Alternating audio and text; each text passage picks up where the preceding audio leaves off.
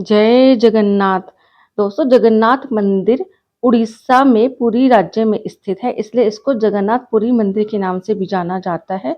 यह एक इतना रहस्यमयी मंदिर है कि इसके रहस्यों का पता आज तक वैज्ञानिक भी नहीं लगा पाए हैं।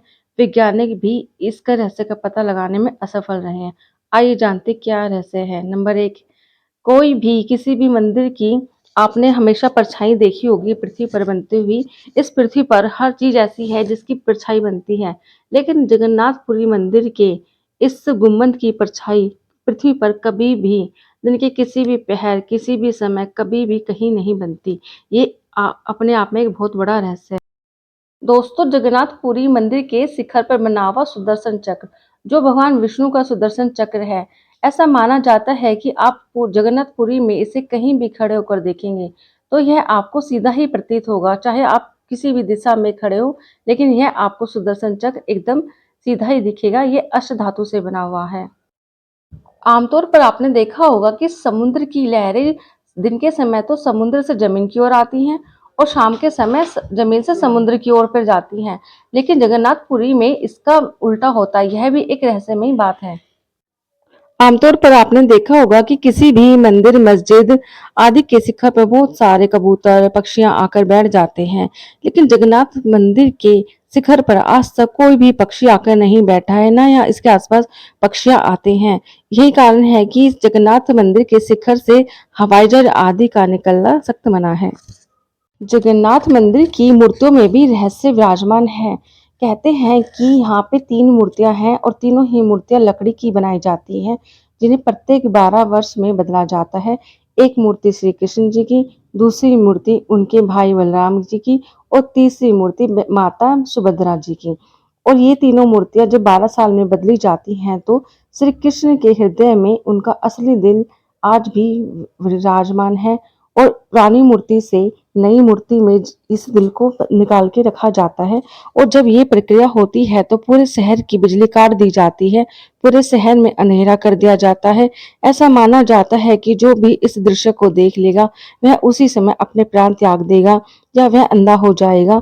तो इसी वजह से कोई भी आज तक इसको देख नहीं पाया है। जो पंडित जी इस मूर्ति को बदलते हैं उनका मानना है कि पुरानी मूर्ति से जो भी पदार्थ निकलता है वह एक खरगोश की भांति फुदकता है और इसलिए उन्होंने इसको श्री कृष्ण के जीवित हृदय का रूप माना है और इसको ब्रह्म पदार्थ का नाम दिया गया है। जय जगन्नाथ। ये वास्तव में श्री कृष्ण का दिल है, यह आज तक एक रहस्य बना हुआ है। दोस्तों, जगन्नाथ मंदिर की रसोई विश्व की सबसे बड़ी रसोई है। यहाँ बनने वाले प्रसाद को महाप्रसाद कहा जाता है। रोज 56 तरह के भोग तैयार होते हैं। इस रसोई में 500 रसोई और 300 सहयोगी कार्य करते हैं। सारे बर्तन मिट्टी के होते हैं। 700 मटकों का प्रयोग किया जाता है प्रतिदिन और हर खाना मिट्टी के बर्तन में ही बनता है। यहाँ पे लकड़ी के चूल्हे होते हैं और लकड़ी से ही अग्नि जलाई जाती है और कहा जाता है कि सारा खाना लक्ष्मी माता की देख रेख में बनाया जाता है। लक्ष्मी माता खुद खाने की देख रेख करती हैं। उसके बाद खाना बनने के पश्चात सबसे पहले जगन्नाथ भगवान जी को भोग लगाया जाता है, फिर जनता में उसका प्रसाद के रूप में बांटा जाता है। कहा जाता है कि यह मंदिर इतनी विचित्र है कि इसमें चाहे कितने भी श्रद्धालु आ जाए, चाहे 3 लाख आ जाए, 2 लाख आ जाए, लाखों लोगों में प्रसाद वितरण किया जाता है, लेकिन आज तक भी इस मंदिर का प्रसाद कम नहीं पड़ा। और अगर श्रद्धालुओं की संख्या कम होती है तो प्रसाद कभी भी व्यर्थ नहीं जाता। यह भी अपने आप में एक रहस्यमय बात है। मंदिर में आलू, गोभी, टमाटर, लहसुन, प्याज आदि का प्रयोग नहीं किया जाता। मंदिर में 2 कुएं हैं और इन कुएं के पानी से ही सारा खाना तैयार किया जाता है। मंदिर में इतने सारा पकवान बनता है, 56 भोग, इतना सारा खाना और प्रतिदिन मंदिर में इतने सारे 8 लाख लड्डू तैयार किए जाते हैं। इसी कारण गिनीज बुक में भी इस रसोई का नाम दर्ज है। विश्व की ये सबसे बड़ी रसोई है। जगन्नाथ मंदिर की इस रसोई में बने हुए महाप्रसाद को खाने के लिए देवता भी तरसते हैं। और दोस्तों, एक रहस्यमय बात इस रसोई में यह है कि यहाँ पे खाना बनाने के लिए अग्नि के ऊपर एक साथ 7 बर्तन रखे जाते हैं, एक के ऊपर एक। और इसमें रहस्यमय बात यह है कि जो सबसे ऊपर का बर्तन होता है वह उसका खाना सबसे पहले पकता है, उसके बाद दूसरे नंबर के बर्तन का खाना पकता है, फिर तीसरे नंबर, फिर चौथे नंबर, फिर 5वें नंबर, फिर 6ठे नंबर, फिर 7वें नंबर। अक्सर आपने देखा होगा कि जो अग्नि के ऊपर बर्तन होता है, उसका खाना सबसे पहले बनना चाहिए, लेकिन यहाँ पे इसका उल्टा है।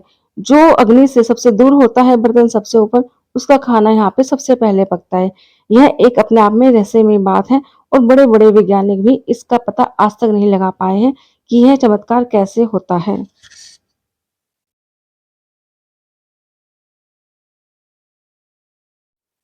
जगन्नाथ मंदिर के शिखर पर लगे ध्वज को प्रतिदिन बदला जाता है। ऐसा माना जाता है कि अगर इस ध्वज को एक दिन भी नहीं बदला गया तो यह मंदिर अगले 18 साल के लिए बंद हो जाएगा।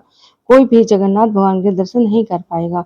और इस झंडे को बदलने के लिए जो व्यक्ति ऊपर चढ़ता है वह सीधी तरफ से ही चढ़ता है। जैसा आप इस वीडियो में देख पा रहे होंगे कि इस व्यक्ति का मुंह आगे की तरफ है और पैर भी आगे की तरफ है और ये अपने हाथों से उल्टी तरफ ऊपर ही चढ़ रहा है। ये बहुत ही कठिन कार्य होता है, लेकिन किसी भी अवस्था में चाहे कुछ भी हो जाए, आंधी आए, तूफान आए, बारिश आए, कोई भी दिन ऐसा नहीं जाता जिस दिन इस ध्वज को ना बदला जाए। इस ध्वज को बदलने के लिए यह कार्य किसी विशेष वर्ग के परिवार के लोगों को दिया गया है। जगन्नाथ मंदिर के शिखर पर लगे इस ध्वज में भी एक रहस्य है।